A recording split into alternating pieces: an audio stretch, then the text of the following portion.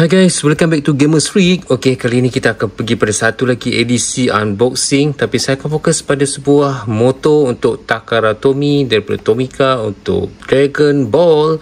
Okay, ini adalah ada motorcycle daripada siri Dragon Ball. Tapi rasanya bukan Goku yang bawa motor ni, dia ada seorang karakter perempuan yang bawa motor ni. Motor ni actually quite interesting juga, that's why saya beli.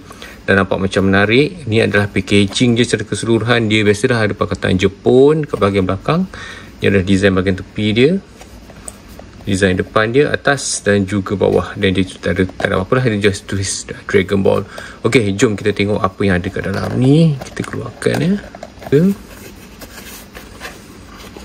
Ok, simple packaging macam ni. Wih, serius guys, comel ni kereta ni, motor ni. Sebut kereta je sebab kita selalu buat unboxing kereta kan. So tapi kali ni kita motor.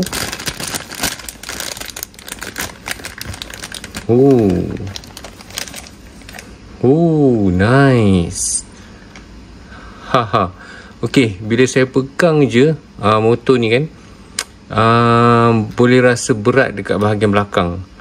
Bahagian belakang ni terasa berat sebab rasanya dia metal lah. Dia ada plastik campur metal, tapi bahagian belakang ni berat. So actually dia boleh bergerak tau. Try.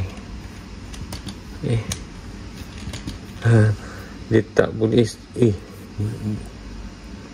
Bahagian depan dia boleh gerak ke kiri dan ke kanan secara sedikit.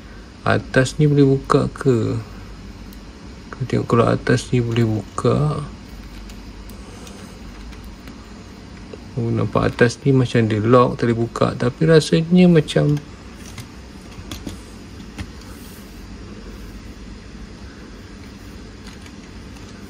dia boleh berputar. Roda dia boleh berputar. Getah tayar dia getah.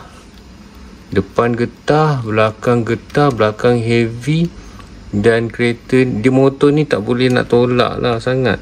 Dia sebab dia dua roda kan.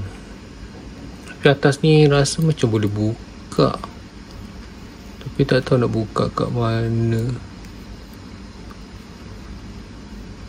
Ok, tak apa, takut akan patah pula. Alright, so inilah motor daripada Dragon Ball. Quite nice, cun, comel. Ok, ni bahagian depan dia. Ok, bahagian tepi, sisi kiri dia ada tulis 9 kat situ. Ok, ni bahagian belakang dia. Dan ni bahagian sisi kanan dia. Ok, so dalam bahagian dalam ni kita boleh nampak ada dia punya steering dia. Boleh gerak ke kiri dan ke kanan.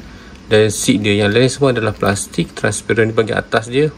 Transparent, boleh nampak boleh see through. Dan yang special ni dia dah try getah. Nampak? Tayar dia berpusing, putar laju.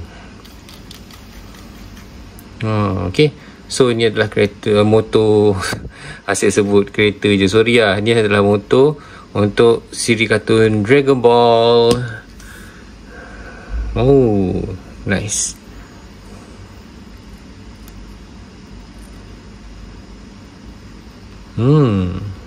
Ok, bahagian bawah dia.